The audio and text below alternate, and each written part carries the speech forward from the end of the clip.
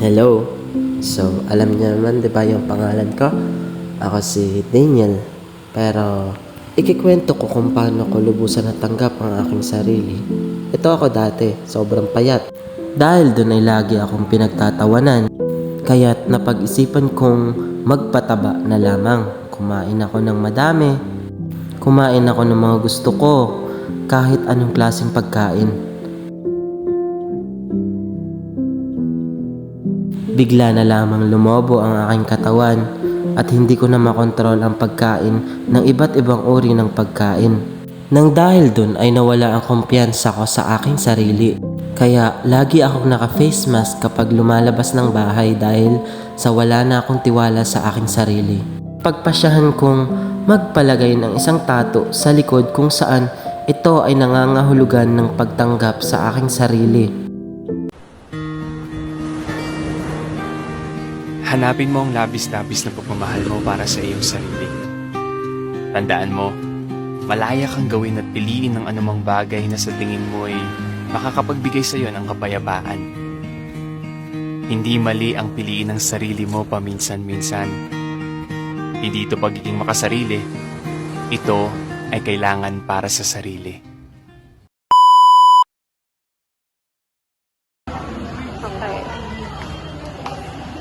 Good morning, class. Good morning, Sir Galileo.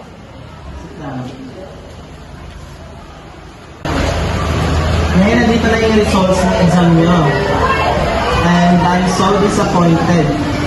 Sobrang baba ng scores na kuha nyo lahat. Wala pa ba yung mga tinuturo ko sa inyo para hindi nyo mag-gets? Oh. Ngayon naman ako mga dyan. May kukunin na ako sa office.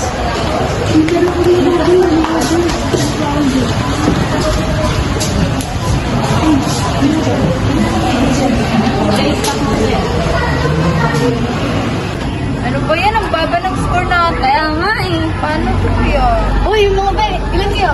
2 nga lang ako eh. Ikaw? 3 nga lang eh. Madali na ako sa inyo. 4. Okay lang yan. Mga na lang tayo susunod. Tara, samgyup na lang tayo. Samgyup na lang natin yun. After ng class B, tara na. Tignan niyo yung score ko, 2 lang. Sabating na ako ng score mo. Ikaw, wala. Kami din, natatawa kami sa score namin. Ba't ang baba? Ginawa naman natin yung best natin. Ngayon 2 lang. Ano ba naman yan? Dinagraduan ng 3 araw, tapos 2 ka lang. Tara na nga, pumunta na tayo ng kantin. Tara na.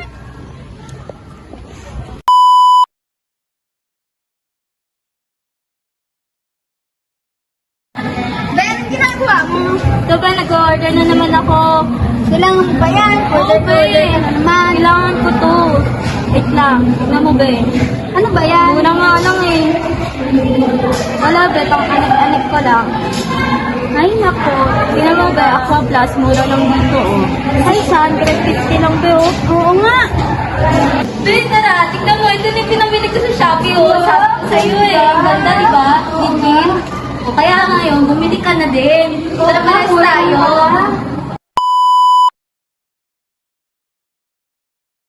Po nanay, maaari po ba kitang may interview? O naman, tungkol saan? Ito po yung pagbabago na ng pangangatawan mo sa noon at sa ngayon. Maaari niyo po ba siyang sabihin sa akin? Oo. Naalala ko pa, nung bata pa ako, wala pa akong dibdib, tapos medyo hindi pa malusog yung katawan ko. Pero nung milag po ako ng 12 years old, dun po ako nagka-regla. Tapos ngayon, hanggang sa lumaki na ako, naramdaman ko na nag-iiba pala yung mga balat at ang buhok, tapos yung mukha. Ngayon sa pagtanda na, meron pa rin pagbabago. Yun yung pagbabago sa akin. Ganun po, salamat po sa pagbabahagi ng inyong pagbabago sa noon at sa ngayon. Sir, pwede ba kitang na-interview? Yes naman, tungkol saan ba yan? Tungkol ito sa kung ano ang nagbago sa iyong katawan simula nung kayo bata hanggang kayo lumaki. Ang nagbago sa aking katawan ay tumangkad ako ng konti at saka nagbago yung boses ko, parang lalong lumaki. Hindi nagkaroon ng ibang buhok yung ibang parts ko. Yun. Ayan, sir. Maraming salamat po sa inyong sagot. Maraming salamat.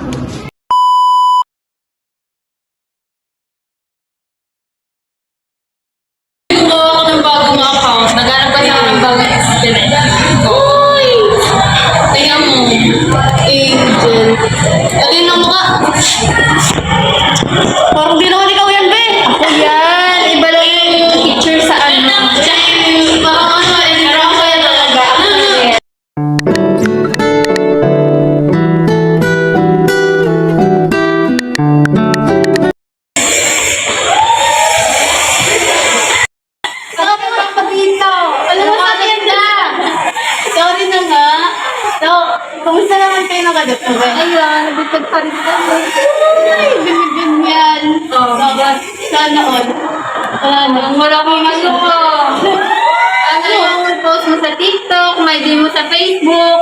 Wala yun. Saan ako nakapakilala sa'yo?